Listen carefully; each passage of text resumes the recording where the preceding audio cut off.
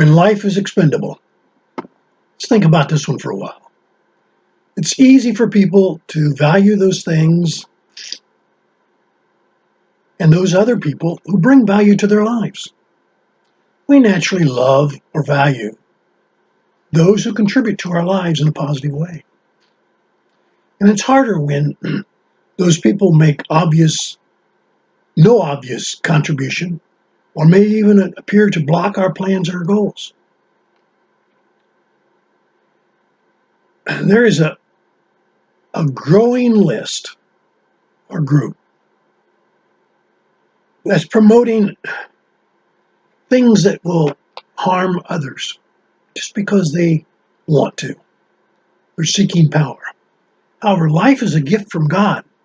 We're to protect and preserve it.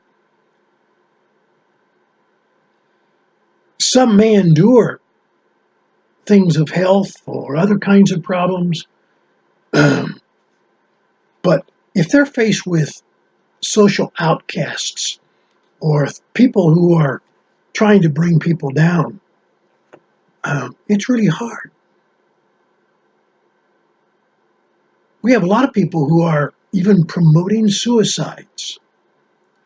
That's when they don't value life at all. And we have some insurance companies, frankly, not all, but a few, who are thinking that it's cheaper for a person to end their life than to provide continuing health coverage. So they may be involved, and I don't have any proof to that, may be involved in helping end life. But one of the problems today, the biggest problem maybe in the controversies, is abortion. And it separates people into different political parties and different aspects of life. Well, Moses is one whose life was saved. It was not taken from him. Scripture reveals that the Pharaoh in those days had no respect for human life. And he feared the fast-growing Israelites within the Egyptian border. They might overtake him or whatever. So he was asking the midwives to do away with all unborn and born male babies. They tried to destroy all these children. Well, the midwives feared God more than they feared Pharaoh. Their faith inspired them. They had a lot of courage to risk their own lives, and they didn't do it. So when Pharaoh understood that the midwives were not going to kill the Hebrews, male infants, he decided to take another approach. Exodus 1:16, 17, 22, and 23 talks about this one if you want to look it up. He determined that he would just cast all the male babies into the river as soon as they were born. And it was so shocking to the people in those days who were Hebrews, but it's shocking to Christians today. And at different times, different places today, we see that happening. And this was not just in Egypt. In Sparta, the state decided when children should live and when they die. At Athens, the law of Solon left the decision to the parents. At Rome, the rule was that infants were made aware. And unless the father intervened, the child would be killed. The Syrians offered unwelcome children in the sacrifices to Moloch. Until recently, and I understand this rule has finally been changed, in China, infants, it was common practice for them to be killed, male infant, excuse me. The parents could only have one child. And usually they was saying, okay, let's have the girls. But even those were in problems. I have a family in my Sunday school class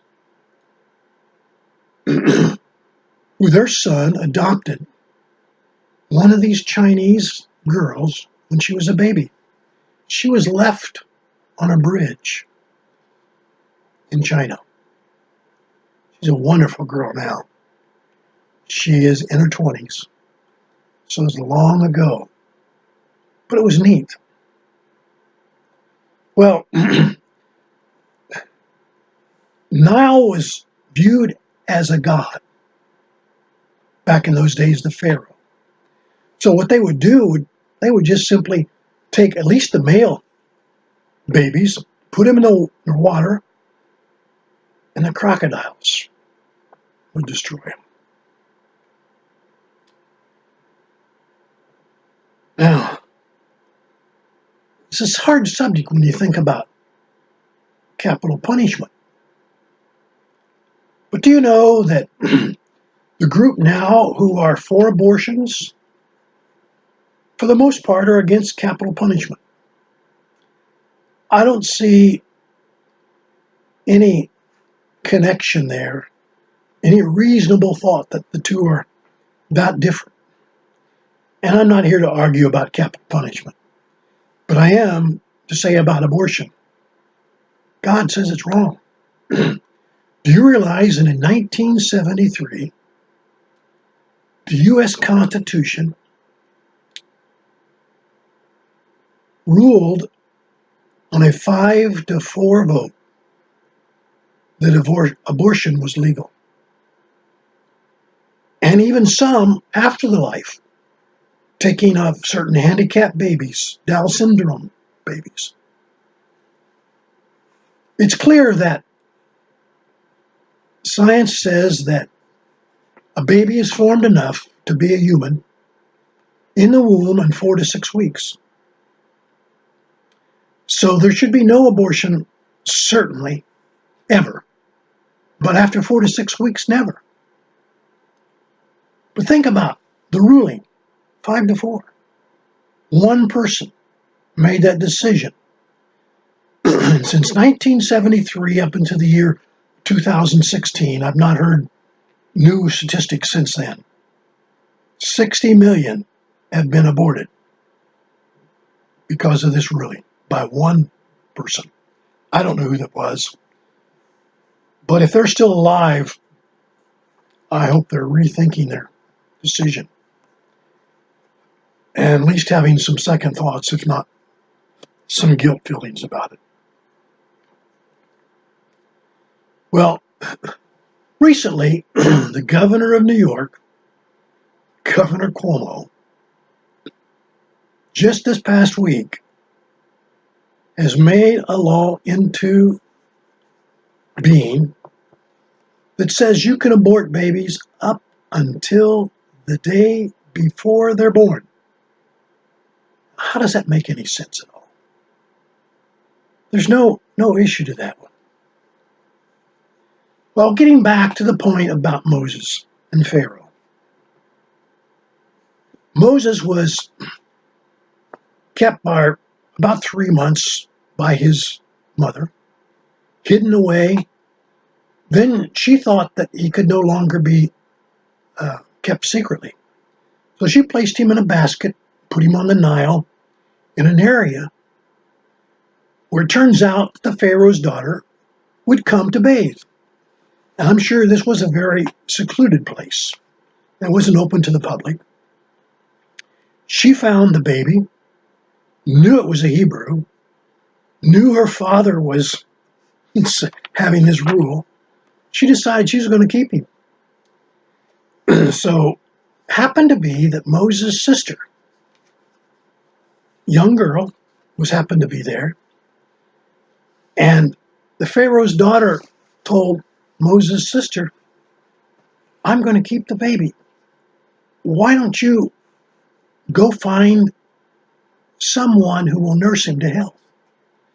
So in Exodus 2:4-9, we see that his sister, probably Miriam, because it's the only sister Moses mentioned elsewhere, although there's some discrepancy in ages there, so I'm not sure. Another one of those mysteries, maybe. So this sister went away and found a Hebrew mother to take care of Moses.